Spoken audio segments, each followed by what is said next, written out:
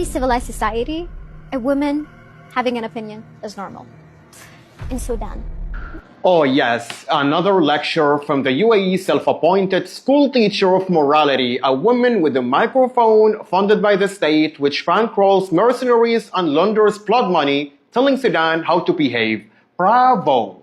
She says, in any civilized society, a woman having an opinion is normal. True. In any civilized society, a woman isn't jailed for a tweet, deported for speaking out, or forced into silence by state security. But that's exactly what happens in your most reaching nation. Ask Princess Latifah, by the way. Ask Ala as-Siddiq, who mysteriously died in exile after daring to criticize the mighty rulers of the UAE. So when a woman dares to speak, the Muslim Brotherhood everywhere rushes to silence her. You know, I was about to sleep, but I just couldn't resist shutting up a liar. You say Sudanese women are voiceless? The country of Fatima Ahmed Ibrahim, who sat in parliament when your almighty rulers didn't even allow women to drive.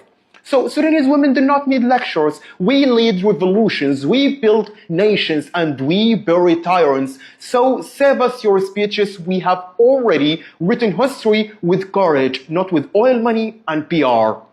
When I spoke about the Hamas of Africa, the drug lords who control Port Sudan with the blessings of Colombian cartels and Hezbollah network. She says Sudan is run by drug lords with Hezbollah and Colombian cartels. You know what, this is interesting because the world's watchdogs, UNODC, Europol, Transparency International, all say the world's favorite laundromat for cartel money is Dubai. It's not Port Sudan, not Omdurman, but it's Dubai. Billions of narco dollars and conflict gold flow through your shining towers every single year. And that's not Sudanese propaganda, that's hard facts. This is their logic. This is their morality.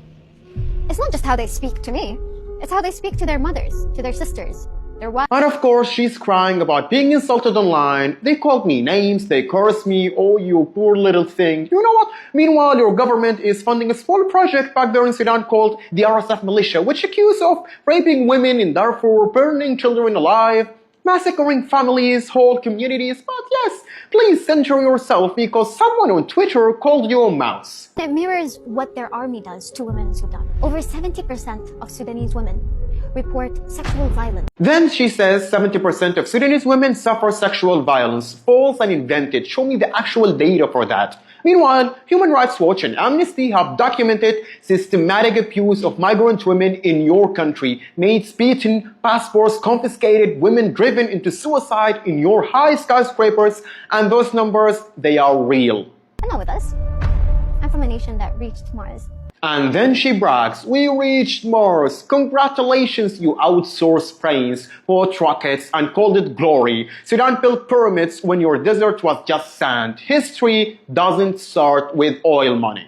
And here comes the truth. Sudan is currently bleeding because your country fuels its killers. You host Hamid's family, you bankroll the RSF, you flood Sudan with weapons, and then you have the audacity to point fingers at the very army fighting to defend civilians. So, Madame Mars mission, before you preach dignity, remember, your country silences women, enslaves workers, launders cartel money, and sponsors genocide across the world. That's your legacy. We will not let you polish it with empty speeches. Not today, not ever. And maybe next time, aim for honesty before Mars.